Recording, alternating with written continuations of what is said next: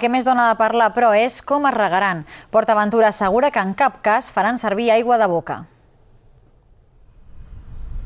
PortAventura assegura que els 3 camps de golf que obrirà al públic el dia 16 del mes que ve es regaran amb aigua procedent de la depuradora de Vila-seca i Salou. En cap cas, ha dit, s'utilitzarà aigua d'ús de boca.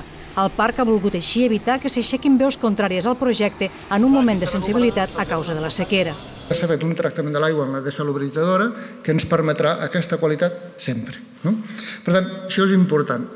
Fins ara no hem gastat ni un metre cúbic d'aigua potable ni el pensem gastar mai. És una cosa que tenim com a objectiu. Els camps s'han dissenyat per optimitzar l'aigua al màxim. Portando arenas lavadas. Estas arenas lavadas lo que hacen es que individualmente la planta no está estresada. No está estresada porque funciona muy bien hídricamente. Esto representa un ahorro de agua importante.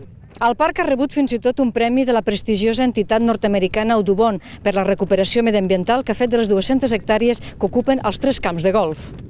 Durant l'any, els 3 camps, que sumen 45 forats, consumiran 1 hectòmetre cúbic d'aigua. El projecte ha tingut un cost de 40 milions d'euros.